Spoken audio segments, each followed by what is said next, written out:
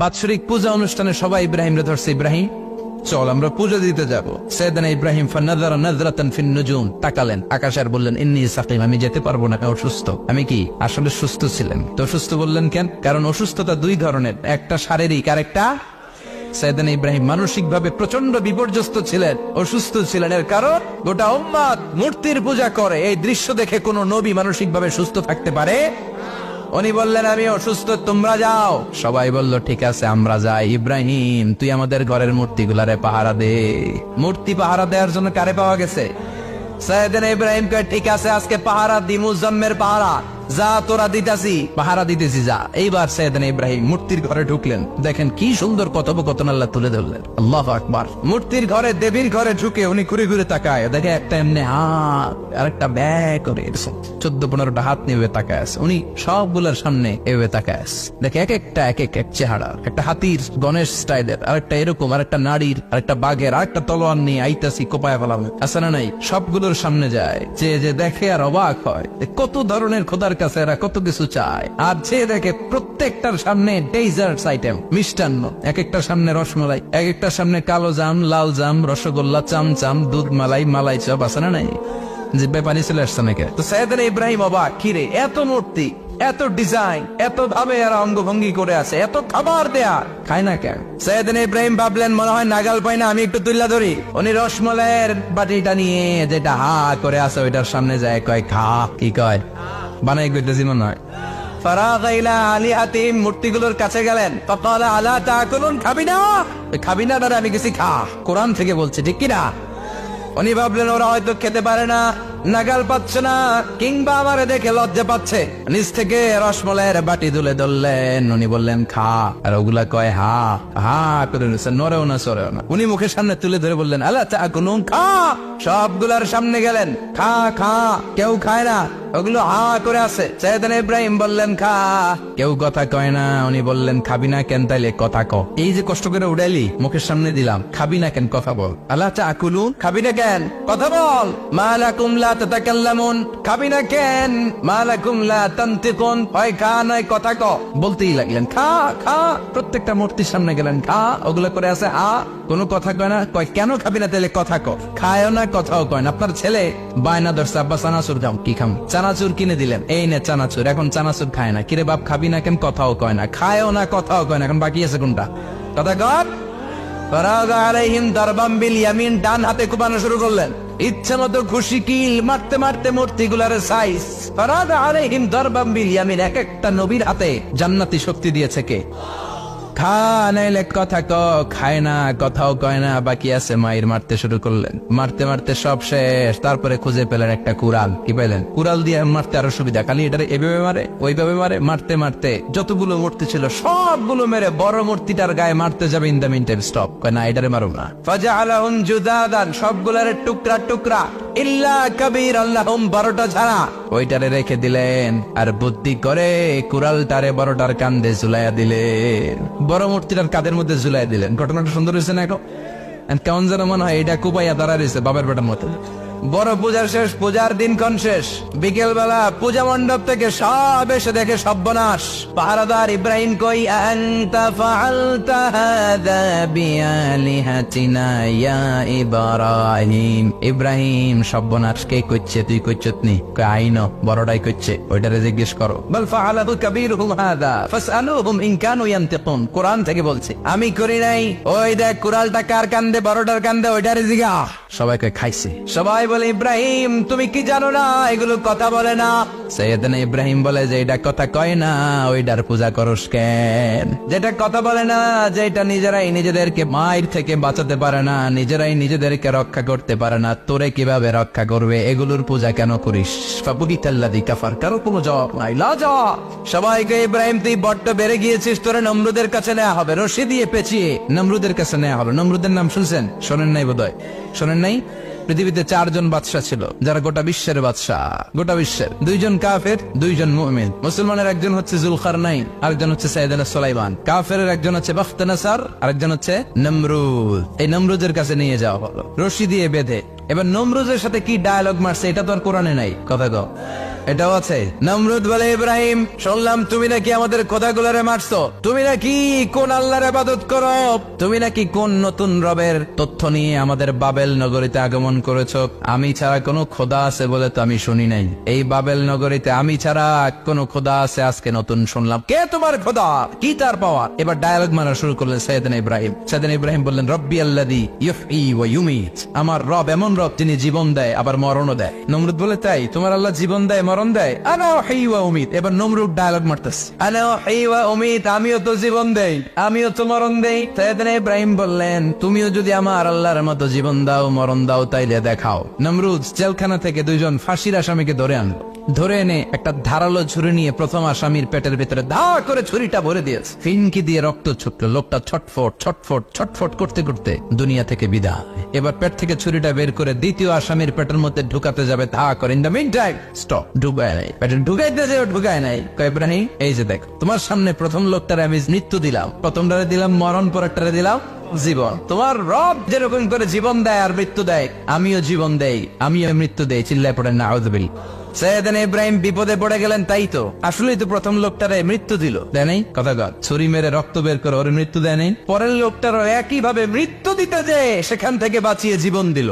বেজাল আছে না নাই? এবার সাইয়েদনা ইব্রাহিম বলে, ফাইন্নাল্লাহ ইয়াতি বিশ-শামসি মিনাল মাশরিকি ফাতি বিহা মিনাল মাগরিবি ফাবহিতাল্লাযী কাফার। সাইয়েদনা ইব্রাহিম বললেন, বুঝলাম তুমি আমার আল্লাহর মতো জীবন দাও, বুঝলাম তুমি আমার আল্লাহর মতো মরণ দাও, কিন্তু নমরুদ খেয়াল করে শোনো, আমার আল্লাহ প্রতিদিন সকাল বেলায় পূব আকাশ থেকে জল জলে সূর্যটা উঠায়। তোমার যদি এরকম কোন ক্ষমতা থাকে, তুমি আগামীকাল সকাল থেকে পূর্ব দিক থেকে সূর্য না উঠিয়ে পশ্চিম দিক থেকে সূর্যটা উঠাও। ফাবহিতাল্লাযী কাফার। এবার ধরা গেছে। এবার জায়গার মধ্যে ধরা, একেবারে স্টপ, লা জবাব। নমরুদের মুখে কোনো জবাব নাই। এবার নমরুদের মেজাজ নরম নাকি গরম? কথা কন। গরম মেজাজ নিয়ে কয়, হাররিকু, এটারে আগুনে জ্বালা, এটারে আগুনে ফেল। নমরুদ বুঝে নাই যে আগুনের মালিক কে। বিশাল আগুনের কুণ্ডলি পাকিয়ে সাইয়েদনা ইব্রাহিমকে আগুনের মধ্যে ফেলে দেয়া হলো। হাতের মধ্যে রশি, পায়ের মধ্যে রশি, সারা দেহের মধ্যে রশি পেঁচিয়ে আগুনের কুণ্ডলিতে ফেলে দেয়া হলো। মুহূর্তের মধ্যে আগুনের প্রজ্বলন শক্তি ওই রশিগুলোকে জ্বালিয়ে পুড়িয়ে সারখার করে দেয়, কিন্তু সাইয়েদনা ইব্রাহিমের দেহের একটা পশমও জ্বালায় না। যে রশি দিয়ে টাইট করে বাঁধছে, ওনার দেহের সাথে লাগানো টাচ করা রশি, ওই রশি জ্বলে যায়, কিন্তু সাইয়েদনা ইব্রাহিমের পশম জ্বলে না। চিল্লায় পড়েন আল্লাহু আকবার। সাইয়েদনা ইব্রাহিম বসে রইলেন। নমরুদ কয়, আরো আগুন জ্বালা, এলাকার বড় বড় গাছগুলো, তক্তাগুলো কেটে আগুনের কুণ্ডলিতে ফেল। তক্তা লাকড়িগুলো আগুনের কুণ্ডলিতে ফেলা মাত্র দাউ দাউ করে লাকড়িগুলোকে, তক্তাগুলোকে আগুন জ্বালিয়ে দেয়, কিন্তু সাইয়েদনা ইব্রাহিমকে জ্বালায় না। সুবহানাল্লাহ। আগুনের মালিক কে? ওই আল্লাহ আজও আছে না নাই? তিনি আগুনরে অর্ডার করলেন, সৃষ্টির শুরু থেকে তোকে একটা ধর্ম দিয়েছি, সব জ্বালিয়ে দেয়া, পুড়িয়ে দেয়া, আজকে কয়েকদিনের জন্য তোর ধর্মটাকে আমি স্টপ করে দিলাম। চিল্লায় পড়েন আল্লাহু আকবার। قلنا يا نار كوني بردا وسلاما على إبراهيم। আল্লাহ বললেন, আগুন খবরদার, আমার ইব্রাহিমের গায়ের যেন পশম না পুড়ে যায়, কারণ ইব্রাহিমের সন্তান হবে ইসমাইল, আর ওই ইসমাইলের বংশে আমি পাঠাবো আখিরি জামানার পয়গম্বর। ইব্রাহিমের জন্য কিছু না হয়, কোন ইবারদা, ঠান্ডা হয়ে যা, কি হয়ে যা, কিন্তু এত বেশি ঠান্ডা পাবি না যাতে ইব্রাহিমের সর্দি না লেগে যায়। সুবহানাল্লাহ। আগুন বলে, আপনি বললেন কোন ইবারদা, ঠান্ডা হ, আবার কোন এত ঠান্ডা হবি না যাতে সর্দি না লাগে, কেমন ঠান্ডা হবো? আল্লাহ বললেন, সালামান আলা ইব্রাহিম, সালাম হয়ে যা, শান্তির গুলবাগিচা হয়ে যা, এয়ার কন্ডিশন নাতিশীতোষ্ণ হয়ে যা। চিল্লায় পড়েন আল্লাহু আকবার। 40 দিন ছিলেন এই আগুনের কুণ্ডলিতে, কিচ্ছু হয় নাই। সুবহানাল্লাহ পড়বেন না? শেষ জীবনে উনি ওনার নাতিপুতিদের সাথে গল্পের সময় বলতেন যে আমার জীবনের সবচেয়ে আরামদায়ক সময় কাটিয়েছি আমি ইব্রাহিমের আগুনের, নমরুদের আগুনের কুণ্ডলির ভেতরে থেকে। চিল্লায় এখন সুবহানাল্লাহ। তার মানে পুরো আগুনের কুণ্ডলির গোলবাগিচা বানিয়ে দিয়েছে কে? ওনার জীবনের শ্রেষ্ঠ সময় নাকি এটা? সবচেয়ে আরামসে নাকি কাটিয়েছে এই আগুনের কুণ্ডলির ভেতরে? চিল্লায় পড়েন আল্লাহু আকবার। এবার আল্লাহ ডেকে বলেন, নমরুদ অনেক হয়েছে, আর না, অনেক চান্স তোমারে দিছি আমি, অনেক ছাড় দিছি, মাগাত ছেড়ে দিব না। আল্লাহ কি দেয়? ছাড় দেয়, ছেড়ে দেয় না। মনে থাকবে? আল্লাহ বলে, তোরে মারতে আমার কামান লাগবে না, গোলা লাগবে না, ফেরেশতা লাগবে না, তলোয়ার লাগবে না, নমরুদ তোরে মারবো আমি ল্যাংড়া মশা দিয়া। ফাআরসালাল্লাহু তাআলা বাউদা, আল বাউদাতু জুনদুম মিন জুনুদিল্লাহ। এই মশাগুলো আল্লাহর সৈনিক। কথা কন, এই মাছিগুলো আল্লাহর সৈনিক, এই সাপ আর ব্যাঙগুলো আল্লাহর সৈনিক, এই বাতাস আল্লাহর সৈনিক, এই মাটি আল্লাহর সৈনিক। মাটি যদি কাঁপাকাঁপি শুরু করে বসে থাকা যাবে? কথা কন, ভূমিকম্প হইলে সব দৌড়াদৌড়ি আছে না নাই? আগুন লাগলে দুর্ঘটনা আছে না নাই? বাতাস যদি 70 থেকে 80 কিলোমিটার বেগে ছুটে আসে দুর্ঘটনা আছে না নাই? ফারসালাল্লাহু বাউদা, আল্লাহ একটা ল্যাংড়া মশা পাঠালেন। এই ল্যাংড়া মশা নাকের ভেতর দিয়ে ঢুকে মস্তিষ্কের মাঝখানে যে কামড়াতে শুরু করেছে। মশার কামড় খাইছেন না আপনারা? শীতকালে যখন আমরা কম্বল মোড়া দিয়ে ঘুমাই, কানের সামনে নমরুদরে পূজা করতো আর বলতো নমরুদ সবচেয়ে বড় খোদা, নমরুদ সবচেয়ে। এখন খোদা কি করে? ড্যান্স দেয়, চিল্লা। এখন কি দেয়? এবার নমরুদ বাঁচার জন্য মাথার মধ্যে আঘাত করে, কিন্তু মশা বের হয় না। চিল্লায় আওয়াজ করে উত্তরে বলেন, মশা ঢুকছে কার অর্ডারে? এই মশা বেরোবেও কার অর্ডারে? মাথার মধ্যে আঘাত করে, খুশি মারে, কিল মারে, কিন্তু মশা বের হয় না। এবার আশেপাশের যারা আছে খাদেম খুদ্দাম কয় তোরাও খুশি মার। খাদেম খুদ্দাম মনে মনে কয় আজীবন অনেক মারছস, আজকে আমরা মারুম। সুযোগ পায়া কিলের উপর কিল আর খুশি। আজীবন অনেক কাজ করাইছিস আমাদেরকে দিয়ে, অনেক জুলুম করেছিস, আজকে সুযোগ পাই ইচ্ছে মতো মাইরা লই। খাদেম খুদ্দাম ওরাও কিল খুশি। ঘুষাইতে ঘুষাইতে চেহারার মানচিত্র পাল্টাই দিছে, মাগার মশা বের হয় না। এই মশা ঢুকছে কারা দেশে? কথা কন, এই মশাটা যদি বেরোতে হয় অর্ডার লাগবে একজনের। চিৎকার করে বলেন, তিনি কে?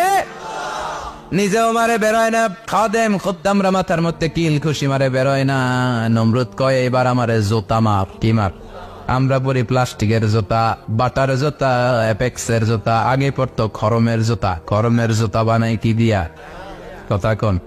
এবার কাঠের জুতা দিয়ে খাদেম খুদ্দামরা মাথার মধ্যে বাড়ি পিটাইতে পিটাইতে মাথাটাকে ফাটিয়ে রক্তাক্ত করে জামিনের মধ্যে নমরুদরে শুইয়ে দিয়েছে। আর আল্লাহর সৈনিক সেই বাউদা মশা নাকের ভেতর থেকে শূন্যে উড়াল মেরেছে। চিল্লায় পড়েন আল্লাহ। তার মানে এত শক্তিশালী হয়েও, গোটা বিশ্বের রাজা হয়েও নমরুদের ক্ষমতা নমরুদরে বাঁচাতে পারে নাই। চিল্লায় পড়েন ঠিক কিনা? এজন্য ক্ষমতা কাউরে বাঁচাতে পারে না, দাপট কাউরে বাঁচাতে পারে না, অহংকার কাউরে বাঁচাতে পারে না, সৈন্যবাহিনী কাউরে বাঁচাতে পারে না। বাঁচাতে পারে একজন। চিৎকার করে বলতে হবে, তিনি কে? নমরুদ বলে ইমান ছেড়ে দাও, তা না হলে আগুনে ফেলবো। সাইয়েদনা ইব্রাহিম বলে জীবন যাবে কিন্তু ইমান যাবে। তার মানে আগুনের পরীক্ষায় পাস। চিল্লায় বলেন, আগুনের পরীক্ষায়। পরীক্ষা নাম্বার 2, একটার পর একটা পরীক্ষা দিতে আল্লাহ শুরু করলেন। আল্লাহ বললেন, ইব্রাহিম যাও, কলিজার টুকরা সন্তানকে আর হাজারকে, আমরা ওনারা ডাকি বিবি হাজারা, আমরা কি ডাকি বাংলাদেশে? আসলে নাম কি? হাজার। যাও তোমার স্ত্রী হাজারকে আর ইব্রাহিমকে মক্কার ধুধু প্রান্তরে ফেলে দিয়ে আস। ওখানে মানুষ নাই, প্রাণী নাই, জনমানব শূন্য। দেখি আমার কদ্দুর ভালোবাসো। বলতে দেরি, 2 শব্দ নয়, মরুভূমিতে ফেলে দিয়ে আসলেন।